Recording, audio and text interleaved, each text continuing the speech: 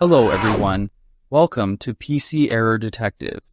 In this video, we will show you how to disable Ctrl W on Windows 10, so you can stop accidentally closing your Windows or browser tabs. Step 1. Open Microsoft Store on your Windows 10 computer.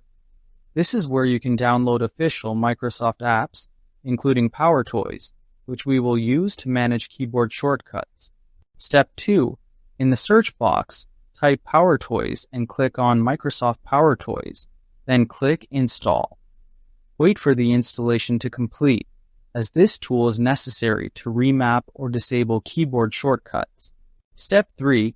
After installation, type PowerToys in the Windows search box and open PowerToys Preview.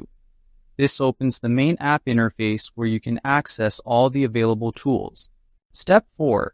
In PowerToys, click on Keyboard Manager on the left-hand side and make sure Enable Keyboard Manager is turned on. This feature allows you to remap keys or shortcuts on your keyboard. Step 5. Click on Remap a shortcut, then click Add Shortcut Remapping. This lets you choose the specific shortcut you want to disable. Step 6. In the first drop-down menu, select Ctrl, and in the second drop-down, select W.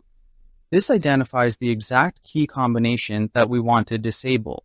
Step 7. Under Key Shortcut, click the drop-down and select Disable, then click OK.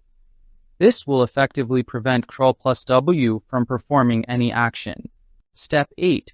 Now the Ctrl+W shortcut is disabled, and pressing it will no longer close any Windows or browser tabs, giving you more control over your work. Thanks for watching.